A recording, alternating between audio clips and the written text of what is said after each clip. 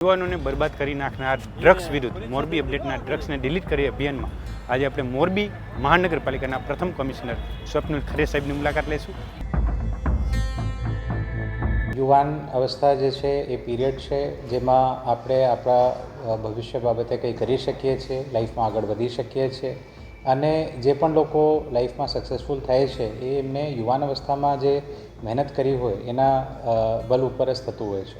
પરંતુ આજના સમયમાં ઘણીવાર આપણે જોતા હોઈએ છીએ કે જે યુવાનો છે એ રસ્તામાંથી ભટકી જતા હોય છે અને અમુક એવા દૂષણો છે જેનાથી એ લોકો પ્રભાવિત થઈને અને આજુબાજુના જે મિત્રો કે દોસ્તો જે કરતા હોય એનાથી પ્રભાવિત થઈને એ લોકો એવી કુટેવોમાં આવી જતા હોય છે.